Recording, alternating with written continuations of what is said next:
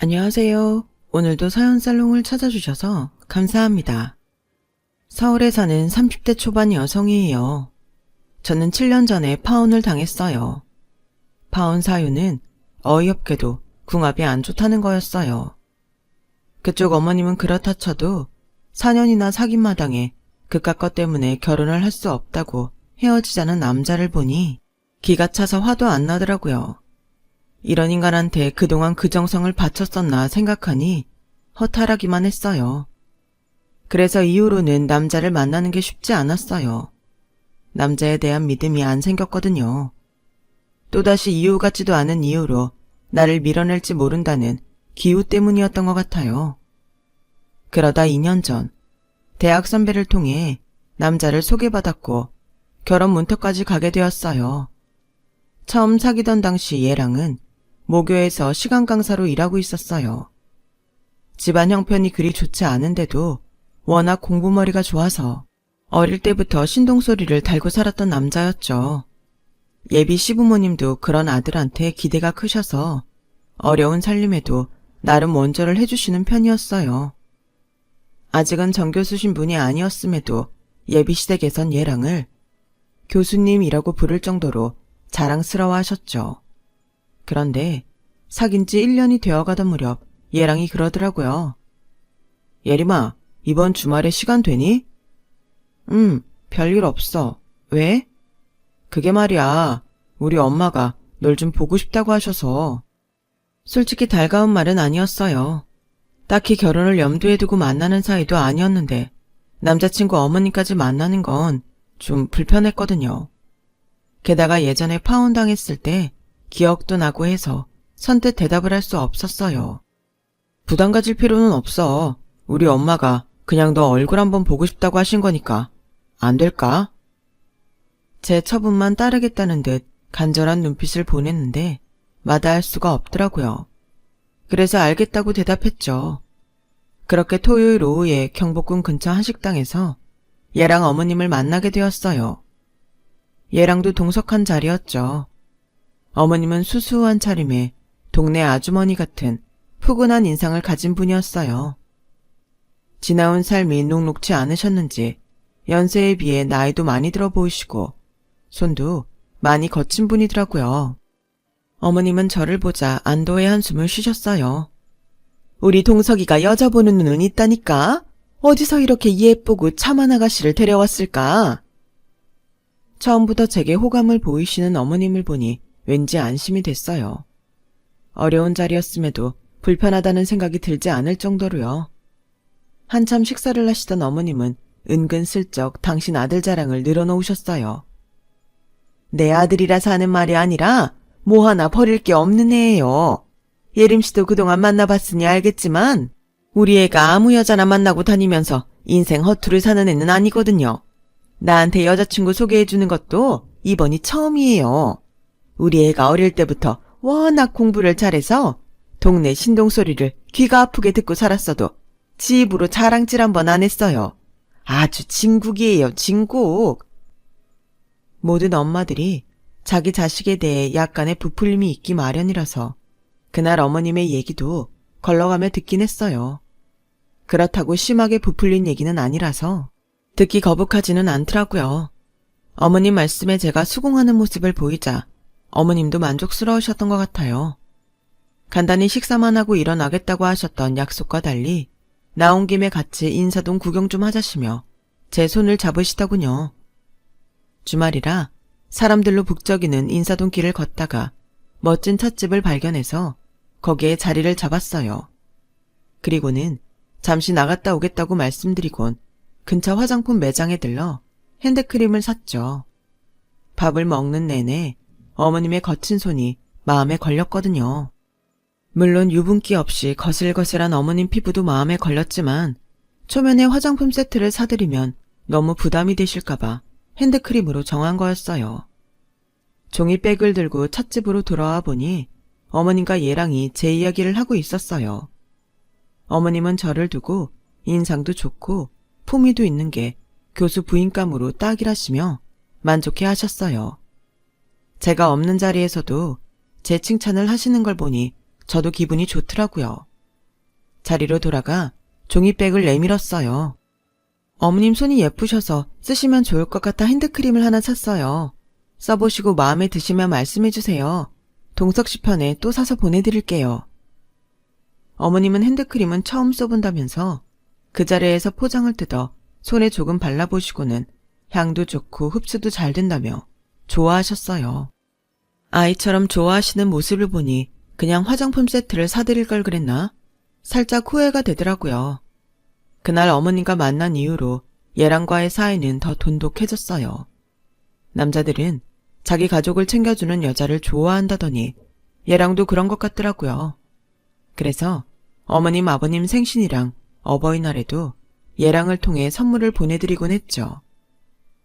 제가 자기 가족들을 챙겨줘서 그런가 얘랑도 저희 아빠 생신 때 저희 집에 찾아와 인사를 드리겠다고 하더군요. 아빠가 좋아하시는 양주를 사들고 말이에요. 그렇게 작은 선물이 오가고 서로의 집에 왕래를 하게 되면서 당연한 수순처럼 결혼 얘기도 나오게 되었어요. 저희 아빠는 얘랑이 사람은 마음에 드는데 직업 때문에 걱정이 된다고 하시더라고요. 나이도 있는데 아직 시간 강사라는 게 걸리네. 그러자 엄마가 당신도 참 교수 되는 게 쉬운 일인가요? 그래도 강사일 열심히 하다 보면 언젠가는 되겠죠. 아직 젊으니까 기다려 봅시다. 사람만 좋으면 됐지. 안 그래요? 참 예림아, 너희들 말이다. 미리 궁합을 한번 보는 게 어떨까? 엄마는 제가 파혼을 당한 일 때문에 미리 걱정을 하시는 것 같았어요. 엄마, 그럴 필요 없어. 동석 씨는 점이나 사주니 그런 거 안 믿는 사람이거든. 비이성적인 건 질색하는 사람이라서 지금껏 신문에 실린 오늘의 운세도 한번 안 본 사람이야. 사실 제가 얘랑이 마음에 들었던 것도 바로 이런 점 때문이었어요. 소개팅 자리에서 은근히 제가 떠봤더니 자기는 과학적 근거가 부족한 건 잘 믿지 않는다고 하더라고요. 사주니 궁합이니 하는 거를 맹신하는 사람들이 이해가 안 간다고요. 그 말에 안도했던 기억이 나네요. 내가 가진 상처를 이해해줄 수 있는 사람 같았거든요. 그렇게 시간은 흘러 만난 지 1년 반쯤 지난 시점이 되었어요. 그날은 얘랑이랑 자동차 극장에 가기로 한 날이었어요. 얘랑은 차가 없어서 제가 차를 끌고 얘랑 집 근처까지 갔죠. 건널목 앞에서 제 차를 발견한 얘랑은 얼굴에 한박 웃음꽃을 띠고 달려왔어요. 자기 좋은 일 있어? 얼굴에 웃음꽃이 폈는데? 그러자 얘랑은 들뜬 목소리로 그러더라고요. 나 어쩌면 조교수 될지도 몰라. 우리 과에 TO가 하나 났는데 학부장님이 날 밀어주시겠대. 정말? 그럼 내정된 거나 마찬가지네. 자기야, 정말 잘됐다. 외부에 공고가 나가서 외부 지원자도 있으니까 아직 확정은 아니야. 그래도 확률이 높은 편이긴 하지. 우리는 자동차 극장에 가기로 한 계획을 바꿔서 미리 축하주를 마실 겸 와인바에 갔어요. 그렇게 들뜬 마음으로 와인을 마시고 대리기사를 불러 집에 왔어요. 그런데 헤어질 때까지도 아무 말 없던 얘랑이 장문의 문자 메시지를 보냈더라고요. 예림아, 실은 아까 못한 말이 있어. 조교수 자리 때문에 그러는데 혹시 돈 좀 있으면 나 한 3천만 원만 빌려줄래? 학부장님이 밀어주시겠다고는 하는데 선배 말이 맨입으로는 안 될 거라고 하더라고. 5천 정도면 인사치레 정도는 된다니까 그 정도는 필요할 것 같아서 말이야. 물론 그 돈은 내가 꼭 갚을게. 조교수 되면 매달 월급에서 얼마씩 떼어줄게. 너한테 이런 말 하는 거 솔직히 쪽팔린데 주변에 기댈 사람이 너밖에 없다. 얘랑은 사귀는 동안 저한테 데이트 비용 전가하는 게 싫어서 어떻게든 자기 돈으로 해결하려고 노력했던 사람이었어요. 그런 사람이 이런 문자를 보낼 때 얼마나 자존심이 상하고 자괴감을 느꼈을까 생각하니 안쓰러운 마음이 들더라고요. 사실 저는 아빠가 사업을 크게 하셔서 지금껏 돈 걱정 없이 살았거든요. 살면서 누구한테 돈을 꿔줬으면 꿔줬지 빌려본 적이 없었어요. 하지만 얘랑의 문자를 받고 보니 돈이 사람을 참 구차하게 만드는구나 하는 생각이 들더라고요. 그래서 얘랑이 마음의 상처를 받지 않게 흔쾌히 알겠다고 단문을 했어요. 그리고 바로 얘랑 통장으로 3천만 원을 이체해 주었어요. 몇 주 뒤, 얘랑은 퇴근 시간에 맞춰 제가 다니는 회사 앞으로 왔더라고요. 손에는 장미 한 다발을 사들고 말이죠. 얘랑은 제게 꽃다발을 안기고는 잔뜩 폼을 잡고 말했어요. 예림아, 나 부교수 확정됐어. 오늘 학부장님 통해서 통보 받았어. 그래서 말인데 우리 결혼하자. 그리고는 자켓 주머니 안에서 반지 케이스를 꺼내 제게 내밀었어요. 회사 근처라 같은 회사 사람들도 있어서 부끄럽긴 했지만 평생에 한 번 있을 일이었기에 철판을 깔고 말했어요. 그래, 결혼하자. 반지는 자기가 끼워줘. 얘랑이 끼워준 반지를 보며 그런 생각을 했어요. 이번만큼은 정말 괜찮은 남자를 만났구나 하고요. 얘랑의 조교수 임용 소식을 들은 저희 부모님은 마치 자식 일처럼 기뻐하셨어요. 엄마는 그동안 내색은 안 했지만 내심 사윗감의 불투명한 미래 때문에 걱정이 많았다며 이제야 한시름 놓게 됐다고 좋아하시더라고요. 아빠는 더 미룰 거 없이 바로 결혼을 하라고 하셨어요. 저 역시 앞으로 다가올 밝은 미래를 꿈꾸게 되었어요. 그런데 인생이 그렇게 좋은 일만 일어나는 건 아니더라고요. 사람이 화장실 들어갈 때랑 나올 때 심정이 다르다는 걸 간과했던 거예요. 처음 사귈 때부터 제게 호감을 보이시던 어머님의 태도가 하루아침에 달라지신 거예요. 이유는 하나, 당신의 아들이 대학 교수가 됐다는 거였죠. 하루는 어머님이 전화를 하셨더라고요. 오늘 시간 되니? 나랑 잠깐 얘기 좀 할까? 아, 우리 동석이한테는 비밀로 했으면 좋겠구나. 비밀로 하라는 말에 순간 가슴이 철렁했어요. 처음 파혼을 당했을 때 남자 쪽 엄마가 저한테 전화해 똑같은 소리를 했었거든요. 아들한테 당당히 밝힐 수 없는 얘기를 하겠다는 거라서 전화를 끊고는 손이 바들바들 떨렸어요. 이번엔 뭘까? 궁합은 아니겠지? 혹시 따로 염두에 둔 여자가 있다는 얘길까? 약속 장소로 가는 내내 아직 벌어지지도 않은 일을 예상하며 지레 걱정을 했어요. 그리고 드디어 어머님 앞에 앉았는데 평소와 달리 거만한 표정으로 그러시더라고요. 솔직히 사람 마음이 그렇구나. 니들이 사귄다고 했을 때는 네가 예쁘게만 보였는데 막상 내 아들이 대학 교수가 되고 보니 이래저래 따질 게 많아져서 말이야. 그래서 말인데 너희 아버님이 사업을 꽤 크게 하신다면서? 네, 그런데 그건 왜 물으시는 거예요? 다름이 아니라 교수 정도면 사자 들어가는 직업들만큼이나 결혼시장에서 인기 있는 직업이잖니? 의사야 의대 나와서 의사 면허 시험 붙으면 다 되는 거 아니겠니? 판사, 검사, 변호사도 시험 보고 붙으면 다 되는 거고. 근데 교수는 공부 좀 한다고 다 되는 것도 아니고 시험 한 번으로 판가름 나는 것도 아니니까 더 대단한 거라고 생각한다. 도대체 뭔 말을 하려고 서두가 긴 건가 궁금하던 그때. 건물 하나 정도는 받았으면 싶구나. 내가 마땅한 걸로 알아보니까 50억쯤 있으면 세금까지 다 처리할 수 있겠더구나. 혼수로 해올 수 있겠니? 맙소사, 50억짜리 건물을 혼수로 해오라니. 이건 뭐 칼만 안 들었지 강도짓이랑 다를 바가 없었어요. 어머니, 그건 너무 과해요. 누가 혼수로 그런 거래 가요? 그리고 저희 부모님이 해주시지 않을 거라고요. 아니 그럼 넌 얼마나 해오겠다는 거냐? 설마 아파트 한 채 정도로 대충 떼우려는 건 아니지? 솔직히 저는 아파트 한 채도 해갈 생각이 없었어요. 내가 결혼하는데 왜 내 부모님 돈을 가져다 해요? 신혼집도 우리 형편에 맞게 가진 돈이라 전세 대출 받아서 해결하려고 했거든요. 그런데 줄 생각도 없는 아파트도 모자란다고 50억 건물을 해오라니. 제가 헛웃음을 짓자 어머님은 물러설 수 없다는 듯 진지한 표정으로 그러셨어요. 어차피 너희 부모님 돌아가시면 그 재산 누구한테 가겠니? 회사니 뭐니 죄다 오빠가 물려받을 거 아니야. 그럴 때를 대비해서 네 몫으로 건물 하나 챙기라는데 그게 뭐가 나쁘니? 건물을 내 아들 이름으로 해달라는 것도 아니고 네 이름으로 받으면 되잖아. 안 그러니? 고향이 쥐 생각해준다고 어머님은 마치 제 오빠로부터 아빠의 유산을 지켜준다는 식으로 말씀하셨어요.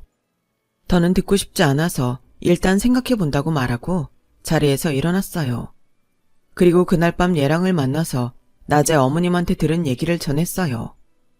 제 얘기를 듣는 예랑의 표정을 보니 아직 모르고 있었던 것 같더라고요.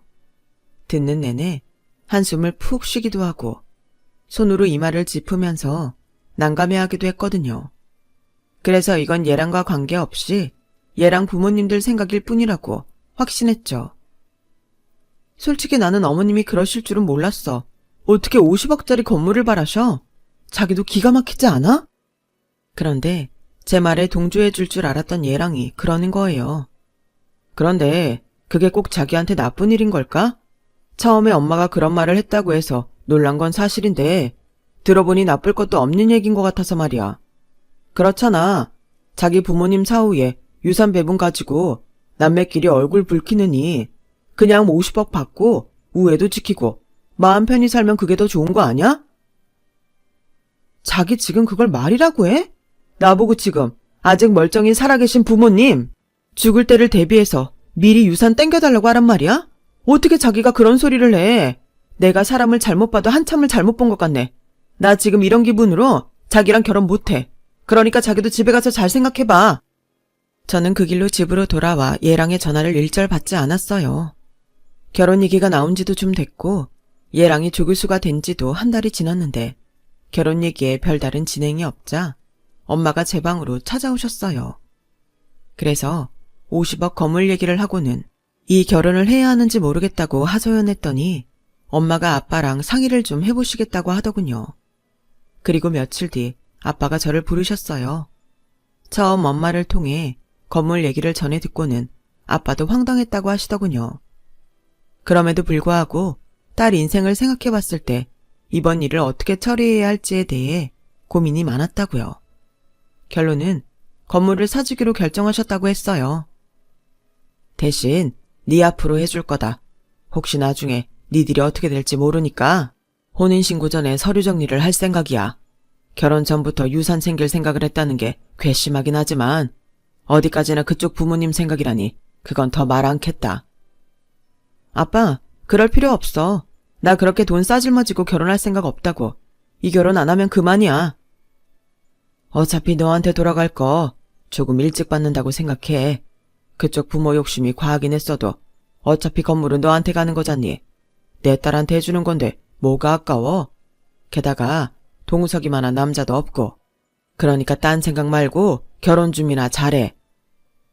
아빠는 안 그래도 파혼의 여파로 남자도 안 만나고 살았던 딸이 이번 일로 또다시 상처받을까 봐 걱정이 되셨는지 오히려 저를 달래주셨어요. 그렇게 생각지도 않은 건물을 받기로 한 저는 얘랑과 예비시댁에 서운한 감정을 접고 결혼 준비를 시작했어요. 그런데 어머님이 또 다른 요구를 하시지 뭐예요? 어머님이랑 같이 산부인과 검진을 받으러 가자고요? 그래, 결혼하고 바로 애도 가져야 할 텐데 미리미리 받아주면 좋잖니? 솔직히 그때는 그게 무슨 필요가 있나 했어요. 그래서 어머님이랑 같이 산부인과에 가서 검사를 받았어요. 검사 결과를 토대로 몸에 아무런 이상이 없다고 하더라고요. 그제야 어머님은 안심이 된다는 표정으로 내가 밥이라도 같이 먹었으면 좋겠는데 약속이 있어서 가봐야겠구나. 그럼 내가 또 연락하마? 어머님은 제가 차로 모셔다 드린다고 하는데도 굳이 종종걸음을 치시며 서둘러 자리를 떠나셨어요. 저도 검사 받느라 피곤해서 바로 집으로 돌아왔죠. 집에 오자마자 졸음이 쏟아져서 바로 침대에 누웠는데 1시간쯤 지났을까요? 검사를 받은 산부인과에서 전화가 온 거예요. 담당 의사가 직접 전화를 했더라고요. 검사 결과가 늦게 나온 게 있다고 병원으로 다시 와달라고요. 솔직히 피곤하기도 하고 귀찮기도 했어요. 그래서 중요한 거 아니면 나중에 갈 생각으로 물었더니 시급을 다툴 정도로 큰 문제는 아니라고 하길래 며칠 뒤에 다시 가겠다고 했어요. 그렇게 전화를 끊고 잠이 들었는데 내랑한테 문자가 왔더라고요. 동기들이랑 술을 마시는데 거기로 와달라고요. 친구들한테 제 자랑을 하고 싶다나요? 그래서 분위기도 맞출 겸 부랴부랴 준비해서 갔더니 글쎄 다들 꽐라가 돼서는 인사불성이더라고요. 괜히 꾸미고 나오느라 고생만 한 거예요. 그날 저는 대리기사처럼 얘랑 친구들을 집까지 데려다주고 마지막으로 얘랑까지 집에 데려다준 후에야 집에 돌아올 수 있었어요. 취한 와중에도 차 안에서 예랑과 친구들이 나누는 얘기를 들어보니 다들 조교수가 된 예랑을 부러워하는 것 같아서 그나마 화는 덜 나더라고요. 자랑하고 싶었겠죠. 얼마나 힘들게 얻은 자리인데. 그래서 그 일은 별말 않기로 했어요. 그리고 다음날 예랑과 만나 예식장을 알아보러 다녔는데 예랑이 대뜸 그러는 거예요. 예름아, 내일 나 차 며칠 좀 빌려줄 수 있어? 학부장님 모시고 지방 세미나에 가야 하는데 학부장님 차가 공장에 들어가 있다네. 그래? 그럼 오늘 나 집에 내려주고 가져가. 그래, 고마워. 그때는 하루나 이틀 정도 쓰고 다시 가져올 줄 알고 빌려줬는데 일주일이 넘도록 차를 돌려주지 않는 거예요. 그 사이 저는 전에 검사를 받았던 산부인과에 가서 누락된 검사 결과를 들었어요. 난소에 물혹이 있어서 수술을 받아야 한다고 하더라고요. 20대, 30대 여성한테 흔히 보이는 증상인데다 수술도 간단하니까 너무 걱정은 말라는데 어떻게 걱정이 안 되겠어요. 그래도 어머님이랑 같이 왔을 때 이상 소견이 나오지 않은 게 다행이다 싶었어요. 별거 아니라고는 해도 시어머니 입장에선 다르게 받아들일 수 있으니까요. 그렇게 수술 날짜를 잡고 진료실을 나오려는데 의사가 그러는 거예요. 아버님을 닮으셨나 봐요. 어머님이랑은 전혀 안 닮으셨던데. 그게 무슨 말씀이세요? 저희 엄마를 아세요? 그랬더니 의사가 의아한 표정을 하고는 그러는 거예요. 그날 제가 진료를 받고 나간 뒤에 동행했던 어머님이 다시 오셔서는 우리 딸이 결혼을 앞두고 있는데 시댁에 책 잡힐까봐 묻는 거라면서 혹시 제가 중절 수술을 한 적이 있냐고 묻고 가셨다고요. 순간 뒷골이 확 땡기더라고요. 그분이 그러세요? 자기가 저희 엄마라고요. 정말 어이가 없네. 그 사람 저희 엄마 아니에요. 그렇다고 예비 시어머니라는 말까지 할 필요는 없는 것 같아서 진료실을 나왔어요. 생각할수록 기분이 상하더라고요. 굳이 같이 산부인과에 가자고 하더니 중절 수술 여부를 알고 싶어서 그랬던 거였으니까요. 이대로는 넘어갈 수가 없어서 예랑한테 전화를 걸었어요. 차도 받을 겸 만나서 얘기하자고요. 그랬더니 차를 학교에 두고 왔다고 하는 거예요. 그걸 왜 학교에 둬? 차 가져간 지 벌써 일주일도 넘었잖아. 나도 써야 되는데. 미안. 바빠서 깜빡했어. 근데 예림아, 나 지금 좀 멀리 나와 있어서 오늘은 만나기 좀 그런데 할 얘기라는 게 뭐야? 그냥 전화로 하면 안 될까? 그런데 그때 옆에서 여자 목소리가 들리더라고요. 누구야? 자기 지금 여자랑 있어? 방금 차 문 닫히는 소리도 들린 것 같은데? 아, 민석이 녀석 차 타고 가는 중이야. 민석이 부인도 같이 타고.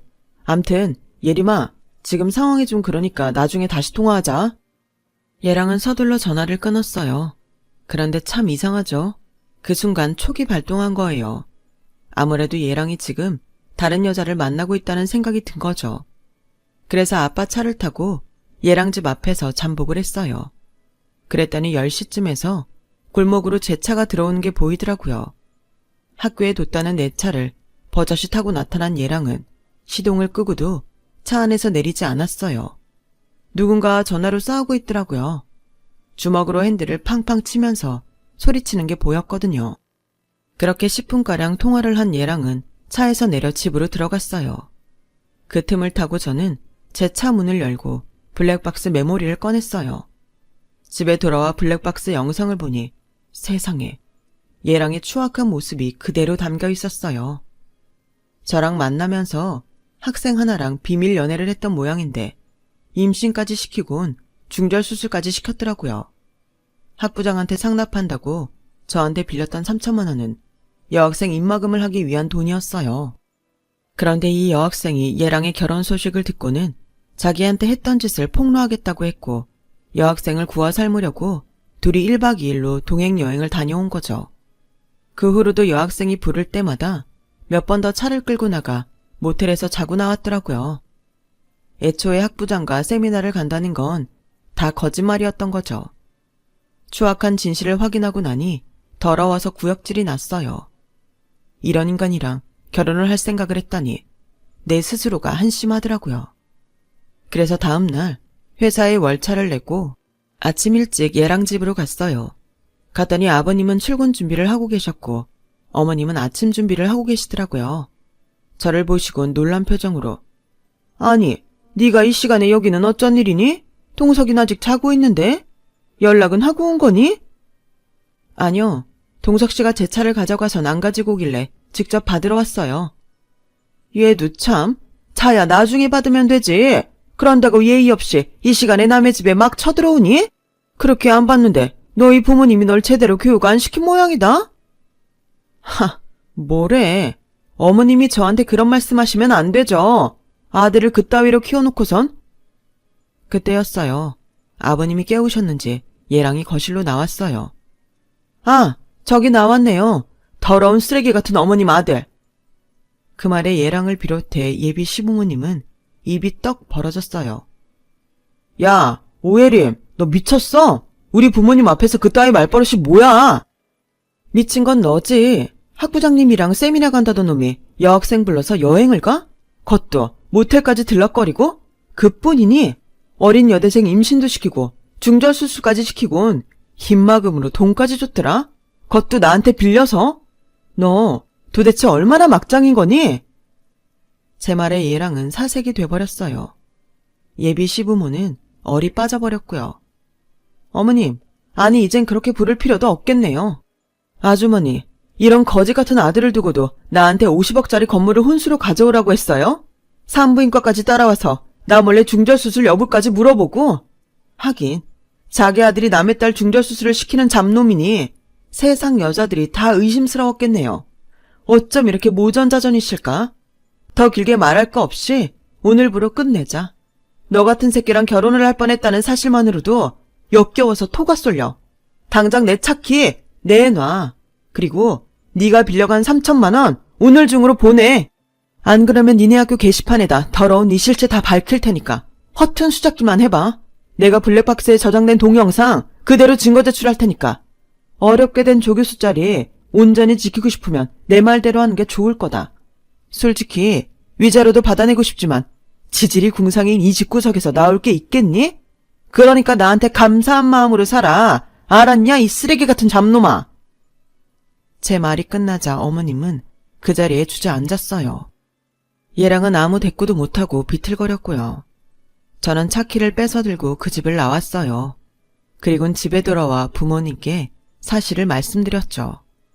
아빠는 당장 대학에 연락해 얘랑을 잘라버리겠다고 화를 내셨고 엄마는 저희 두 번째 파혼에 눈물을 흘리셨어요. 하지만 인생은 끝날 때까지 끝난 게 아니잖아요. 결국 얘랑은 자신이 데리고 놀다 버린 여학생 부모 손에 강당에서 내려오게 되었어요. 딸의 중절수술 사실을 알고는 학장실까지 쳐들어가 난동을 부리셨다고 하더군요. 그 바람에 부교수 임용은 당연히 취소됐고 현재는 여학생 부모한테 소송을 당해 법정 싸움을 벌이고 있다고 하더군요. 소송 전에 빌려준 돈을 받아낸 게 얼마나 다행인지 몰라요. 현재 상황이라면 그 돈도 받아내기 어려웠을 테니까요. 아, 그리고 저는 무록 제거 수술을 무사히 마치고 새로운 만남을 시작했어요. 제 수술을 맡아준 산부인과 의사랑 교제를 시작했거든요. 사실 이제 더는 연애를 할 생각이 없었는데 딱 3개월만 만나보고 결정해달라는 말에 일단 연애를 시작했어요. 이전에 만났던 남자들은 하나같이 저한테 정신적으로든 금전적으로든 기댔던 남자들이었는데 이번 남자친구는 오히려 제가 그 두 가지를 기댈 수 있는 사람이에요. 그래도 3개월을 잘 보내보고 신중하게 결정할 생각입니다. 지금까지 제 사연을 들어주셔서 감사드려요. 소중한 인연들과 항상 웃는 일 많으셨으면 합니다. 여러분, 사연 댓글에 응원과 현명한 조언 부탁드려요. 좋아요와 구독은 저에게 큰 힘이 됩니다. 오늘도 좋은 일 가득하세요.